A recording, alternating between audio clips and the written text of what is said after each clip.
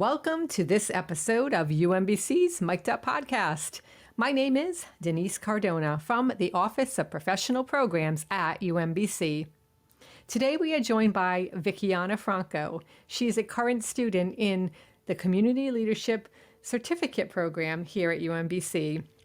She is also a member of the military, and she is going to share her experiences and insights on life in the military and in graduate school.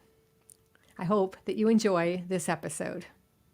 Welcome to UMBC's Mic'd Up podcast, Vicki. It's wonderful to have you here with us today.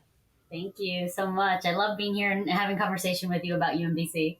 Yeah, we talked during the pandemic. I had you in an interview. We talked a little bit about your military background. We talked about the fact that you are in the Community Leadership Graduate Program and a little bit about your experience and all of that.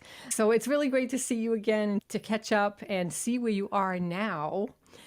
And you are enrolled in the Community Leadership Graduate Program. I understand you took a little hiatus because... I took a hiatus because I had a baby girl, and Dr. Scott, Sally, the program director, she assured me that I needed to take the break, and I couldn't do raising a child, a newborn, and the program at the same time. It would be too much work. So I took a step back from the program for a little bit.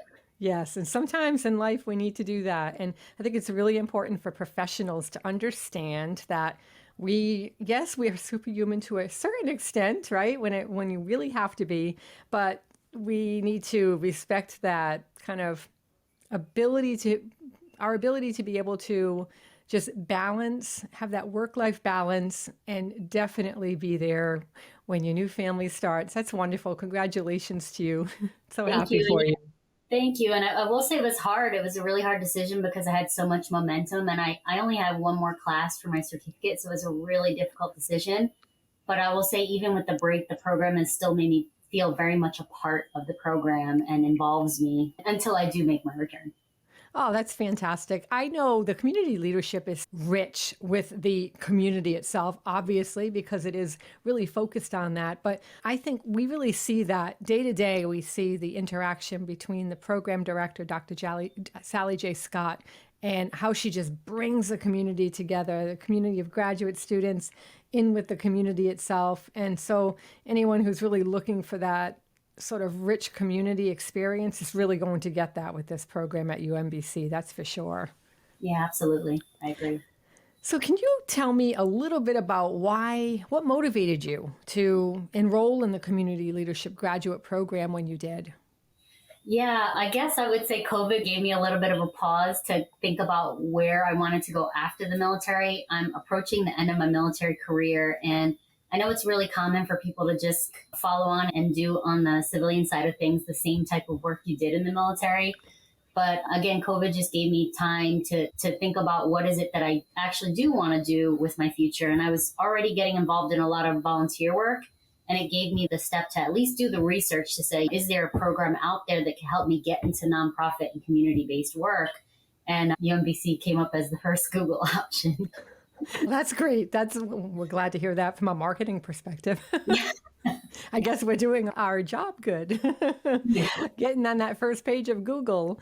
Yeah. But so what are you doing with the military? That's a very interesting. I'd love to hear about that experience. My husband is former military, always a Marine. Yes, I started off my career as an Arabic linguist in the intelligence field, and I've continued that work on the analysis side, and now I'm more into leadership and management. And I will say, I think that, I kind of struggle to wonder if those skill sets and the things that I spent the last 20 years doing could translate into this career pivot. And the program's really helped me to identify that. Yes, I have value, I have skills now, and that is all able to be leveraged and translated. Because it's a scary decision to make a career adjustment. I don't want to say late in life, but at this point. Absolutely. And especially putting 20 years into something that you're comfortable in. And It's really uncomfortable to go beyond that and to stretch beyond that and do that on purpose. Yeah. Put yourself purposely in the seat of discomfort for the sake of being able to expand and just enrich your life as you move forward. I'm interested. We have a lot of viewers, listeners who are military members. and they may be on the fence about, gosh, can I really do school, graduate school, while I am in the military? How does that work? And so could you talk a little bit about that?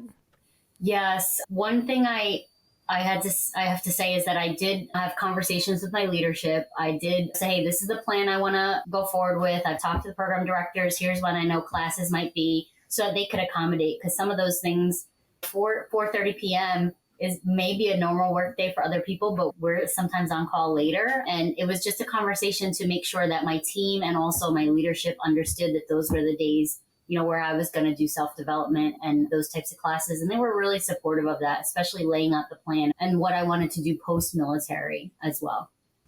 What advice would you have to other members of your military family when it comes to deciding if they should go to graduate school or not? Yeah, I would say do it. If you have the opportunity, you have the benefits, take advantage of it. Take advantage of it as much as possible while you're in. Plan financially to be able to do that. And I reached out to have conversations with the veteran support person at UMBC just to understand, is it smart for me to leverage my GI benefits now, or should I wait until after? And then for my own finances, could I support doing something like that right now?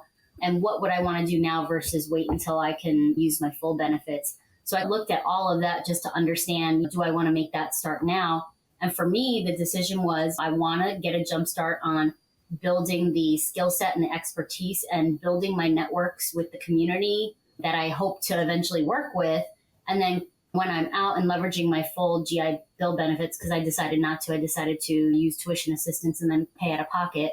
But when I'm out afterwards, I'm able to use other degree plans. So for instance, for me, I decided to focus on the community leadership certificate. And then when I get out, do a nonprofit track and look at the full community leadership master's program. It's just really looking at, again, what are all your benefits and what's the right plan for you to set you up. So it sounds like the people at UMBC who deal with the veterans really helped you out with that decision in terms of laying out your options.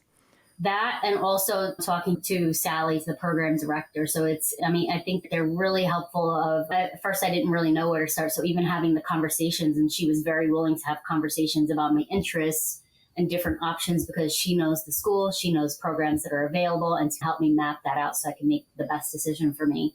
I'm really happy to hear that you had that support, and because I think it's just really important. And I know my husband, like I said, he's former military, and transitioning from military life to civilian life can be a real challenge. And yes. I'm talking even 30 years later. Kudos to UMBC, kudos to Dr. Sally J. Scott for being that support in helping you to think through that transition as it begins to happen in your life. Absolutely. Absolutely. I can't say enough good things about the program. It's like another family, and the military family, and this feels like another family, the UMBC family. Great. So what were your expectations? What are your expectations when it comes to the graduate certificate in community leadership? What are you hoping to gain out of that? Yes. For me, I really wanted, because my experience with community volunteer work and leadership is from what I saw growing up. And it was just women who were my neighbors stepping up and doing things, being a part of programs and bringing children into programs and showing them things and reaching out for opportunities. So I didn't really know where to start. And what I hoped was that the program would help me to understand what this work is. What are the things that I should know and think about entering into this work? And then also, what do I have to offer? What skill sets do I have and what can I learn to be able to be a benefit, but also, when I'm looking at employment, a valuable prospect for employers. And those are all the things that I was expecting. And I think I could say I got that and more. And I'm continuing to get things out of the program, even on my break, as I mentioned. Yeah. And I think it's something to be said about military members or people just listening in on this who are considering graduate school but aren't ready to take that big, huge commitment leap into a full graduate program. A certificate program can really be a great leverage point, really. Test the waters, make sure it's really what you want to do. And I think there are 4 courses in the certificate program.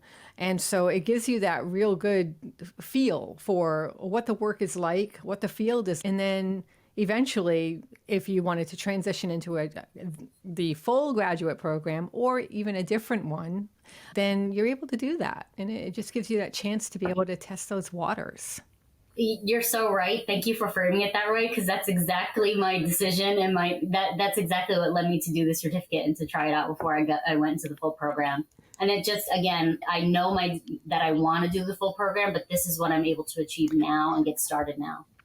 Yes. So I understand that you took one of the courses that you took was grassroots advocacy. Yes. And can you talk a little bit about that experience in terms of what was the biggest takeaway from that course? Yeah, absolutely. So it's one of the skills classes that are offered. It's the 1 credit courses based on feedback from the students of actual applied skills and learning, rather than some of the other courses, which are more academic. Still useful, but just different. And so for grassroots advocacy, that's what I want to get involved in. So when I saw the class and the description, I signed up. And so some of the things that they teach there is really, first of all, it's people who do this work in the community, right? So they're actually, not only are the instructors already doing the work and continuing to do grassroots advocacy work, but all of the people that they come and have speak to us as a class are doing that work within the Baltimore or surrounding communities. So getting the feedback and the experience from people who, are dealing with issues, dealing with communities, dealing with media here that we might continue to work with was really valuable. And then for me, what I was looking to get out of that is, again, just what is this? It's a word. It's a hard word. For me, it was a hard word to understand. Like, how do I get started? How do I get into this type of advocacy and support? And I expected to learn, what is it all about? What do I need to be prepared to do? And then how do I get started with this? And that's exactly what they laid out. It was strategies. It was approaches from different community members, literally people who are teachers, who are moms, dads, who are maybe lawyers and professors themselves. But really, a lot of it was just, again, from my experience growing up, the woman down the street who saw something that needed to happen in their neighborhood. And it's all the different steps and approaches to be able to advocate for your community and get issues resolved. And I personally have been able to use that to get an organization that I volunteer with, the League of Women Voters, to start their advocacy efforts in housing issues in Baltimore City. So learning about it, getting over some of the internal mental hurdles that I had, imposter syndrome about getting started, and then actually doing the work. Ooh, that's powerful. And being able to really, I think, just learning the stuff, learning the theory of it in a classroom setting, and then going out there and applying it is such a rich learning experience, and one that it's just unparalleled. It's the way to learn. It's the way to let it sink in, resonate, and just put it into long-term memory so that you can then go out into the world and continue to do that work after the classroom. Yeah, and one of the interesting things is every time I reach out to someone in the community here or start to work with someone, it all comes back to Dr. Scott or UMBC. There's a connection that this university has with the community and with organizations that really, you have some credibility being a part of it to go out and, again, continue to build relationships and do good work. Yeah. What would you say is one of the things that a student going into a graduate program, a certificate program, or even really a skills class, what can they do, in your opinion, to get the most out of that experience? I would say be fully involved. For me, I'm very comfortable with saying what I don't know and being very open to learning from others and being a participant.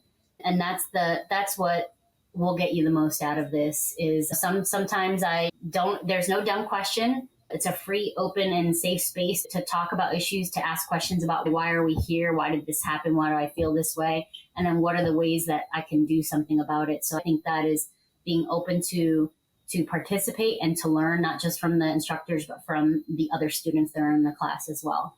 That's really good advice. Really good advice. Do you have anything else that you can think of to say about this that I have not asked you when it comes to community leadership, graduate program, certificate program, work-life balance, being in the military?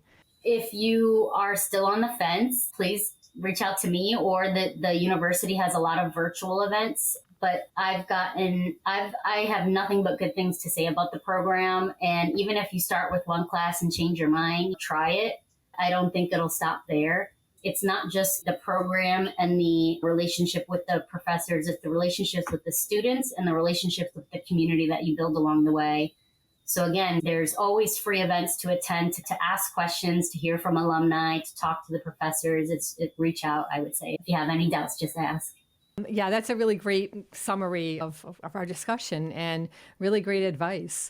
Vicki, this has been a really great conversation. I've enjoyed it thoroughly. And thank you so much for sharing your insights with us about the Community Leadership Graduate Program and your experience with the military and transitioning from military to student to eventually out there in the civilian world, working within the community, making a big difference. Yes, thank you so much. I'm always here to talk about UMBC. Thank you. Thanks for tuning in to this episode of UMBC's Mic'd Up podcast. I hope you enjoyed it. If you'd like to learn more about our offerings, do a quick search for Community Leadership Graduate Programs or simply click the link in the show notes.